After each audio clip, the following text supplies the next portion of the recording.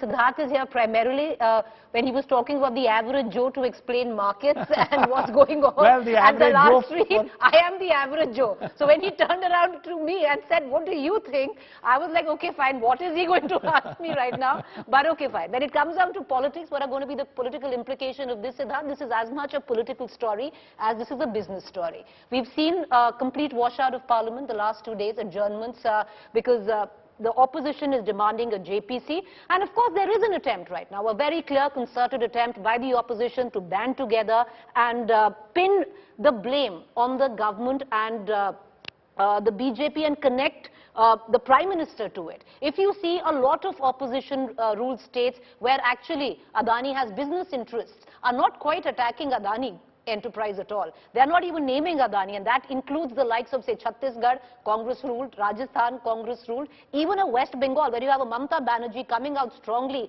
and speaking of what is really going down in terms of, just the sheer fall of Adani Enterprise. She's not really blaming it on Adani Enterprise. She's only talking about the Prime Minister and the government. So there is an attempt by a lot of opposition parties to try and connect the dots of what is happening right now. Preeti, can I interrupt you there? Are the opposition parties acting in sort of public interest of those retail shareholders who may have taken a hit on their investments, or are they just pursuing a political agenda for 24? Well, they'd say they are not. They're saying that they're actually pursuing, they want clarity.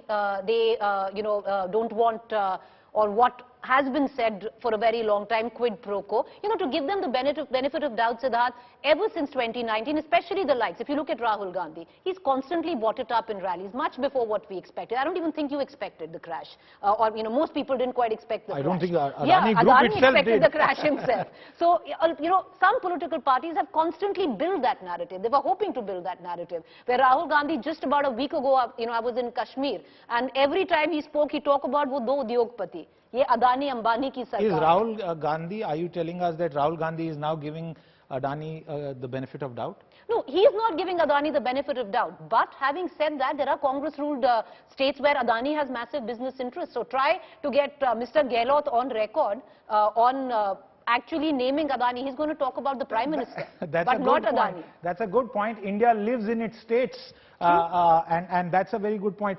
I don't know if we have Almas, Preeti, but if you allow me, Kranthi. We just have Kranthi. Yeah. Kranthi, I'm coming to you again, and this is something that you need to explain from a point of view of the average retail investor. I'm not asking you to give us recommendations, but there are questions, because we've seen in the last 2-3 years a public equity cult was born post the pandemic hitting us.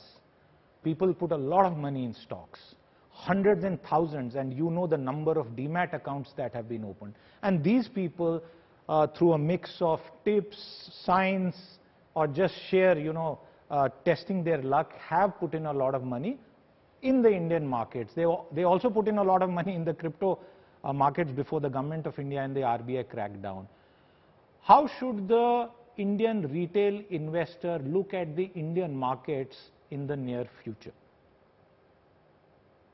Siddharth, as you said, how a retail investor, a new entrant, a new kid on the block, how they need to see India as a story. We are as a growing story, and also one of the outperforming market across the globe last year also. So the retail investor should not experiment with the new ideas. As you said, as the Indian first-time investors also, they experimented with cryptos. That means it shows the risk appetite of the those particular retail investors also, because this is one of the high-risk avenue for the investors. But for coming to the equity market is concerned, investors need to understand what kind of business model they are investing, what is the quality of the management, and also how these businesses are going to sustain over a period of time. So sustainability and also the size and the management quality is extremely important for the retail investors to pick up the stocks properly. Retail investors, a new entrant who is coming to the market, he should stick to large cap stocks which have high corporate governance and the visibility of earnings. So these are the minimum metrics they need to keep in mind before taking any investment decisions into the market in India. Kranthi Bathini, appreciate you joining us. Siddharth, I'm going to pull you in for one quick question and then we're going to end the show. You know, for a lot of average Joes like me who are just possibly looking at the markets and the volatility of what we've seen right now in the days to come, would you recommend caution A, and also not to be alarmist and maybe to dispel that alarm? Do you see a lot of people who are saying that this could actually have a fallback on the Indian economy? Is that a possibility? Lots of questions, and I'll try and keep them the answers very quick. In the long run, all of us have to die.